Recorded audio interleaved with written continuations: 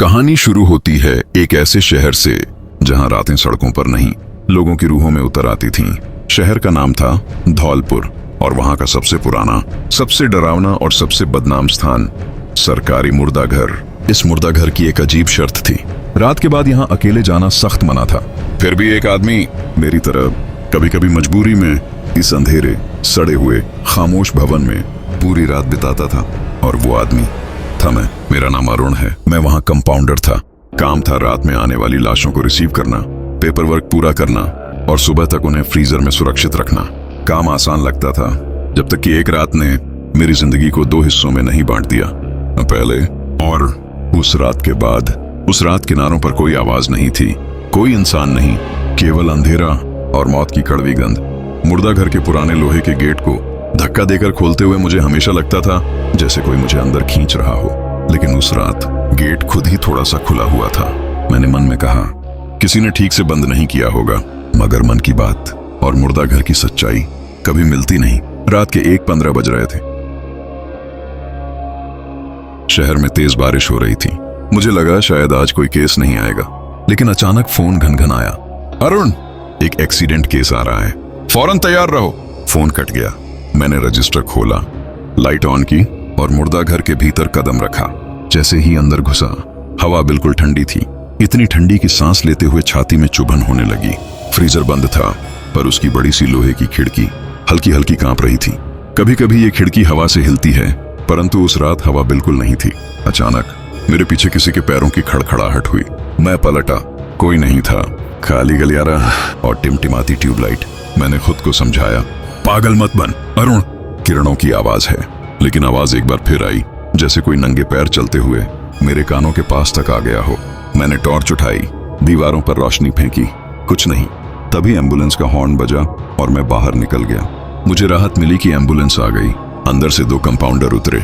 उनके बीच में स्ट्रेचर पर एक उधड़ा हुआ, खून से भरा, लगभग पहचान के बाहर एक युवक का शव रखा था।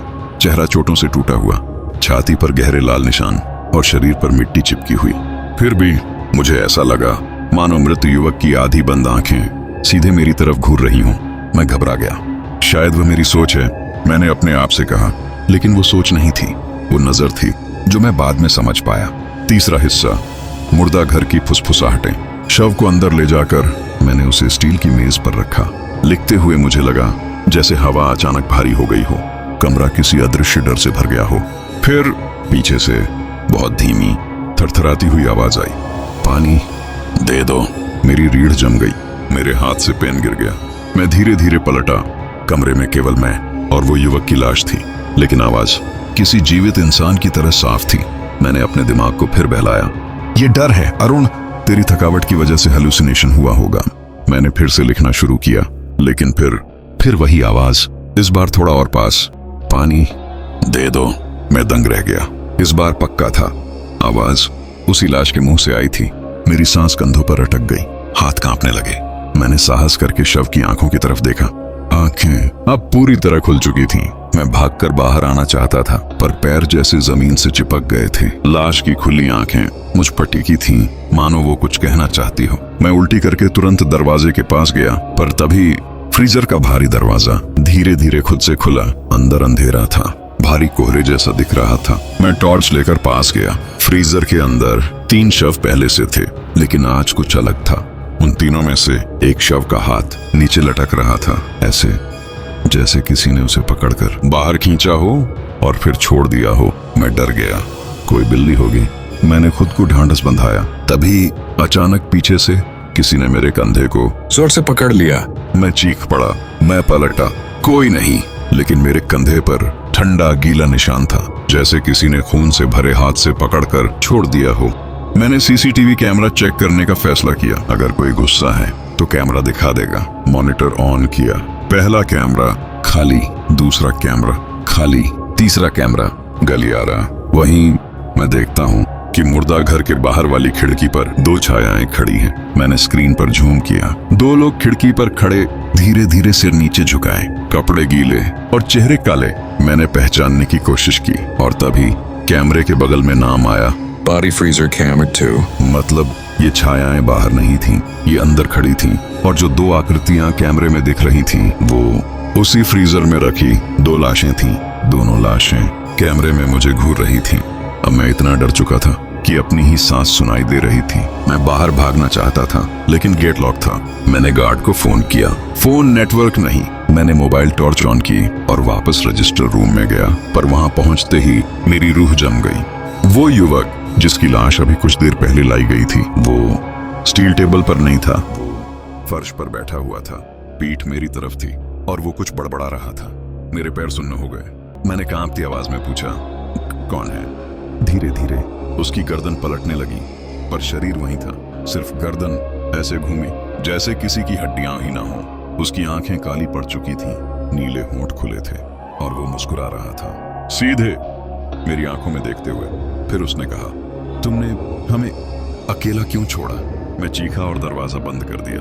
अंदर से तेज आवाजें आने लगी, जैसे वो दरवाजा तोड़ने की कोशिश कर रहा हो। मैं गलियारे में भागा। फ्रीजर अचानक पूरी ताकत से खुला। अंदर की दो और लाशें झटके से नीचे गिर गईं। उनकी आंखें भी खुली थीं और दोनों धीरे धीरे मेरी तरफ रेंगने लगी। मेरे पैरों ने काम करना बंद कर दिया। मुझे चक्कर आने लगे और फिर अंधेरा छा गया। जब मेरी आंख खुली तो सुबह हो चुकी थी। गार्ड दरवाजा तोड़कर अंदर आया था। मैं फर्श पर बेहोश पड़ा था। मैंने सब बताया, लेकिन जब उन्होंने सीसीटीवी चेक किया तो उसमें कुछ भी नहीं था। न कोई छाया, न कोई हलचल, न कोई लाश चल रही थी। सब सामान्य था। उन्होंने कहा, अरुण, तू डर गया होगा, ऐसा कुछ नहीं होता। लेकिन मैं जानता था वो जो हुआ सब सच था। और सबसे बड़ा झटका मुझे तब लगा जब डॉक्टर ने बताया, पिछली रात जो लाश आई थी वो तो मुर्दा घर पहुंचने से 3 घंटे पहले ही पोस्टमार्टम के लिए भेज दी गई थी। मतलब मैंने जिस लाश को चलते हुए देखा, बोलते हुए देखा, वो असल में मुर्दा घर में थी ही नहीं। 8वां हिस्सा, आखिरी डर। मैंने डर के मारे नौकरी छोड़ने का फैसला किया, पर आखिरी बार अपनी चीजें लेने अंदर गया। अंदर जाते ही फ्रीजर की खिड़की हल्की सी खुल गई। मेरे कान के पास एक धीमी फुसफुसाहट आई, फिर आओगे? अरुण। मैं पलटा, कोई नहीं। लेकिन फ्रीजर की कांच पर भाप से एक लाइन लिखी थी, तुमने हमें देखा है, अब हम भी तुम्हें देखते रहेंगे। मैं दौड़कर बाहर आया और कभी वापस मुर्दा घर नहीं गया। आज 7 साल हो चुके हैं, लेकिन जब भी रात आती है मुझे लगता है मेरे कमरे के कोने में कोई खड़ा है। और कभी कभी रात के 1-1:30 बजे मेरे कान में कोई कहता है, पानी दे दो।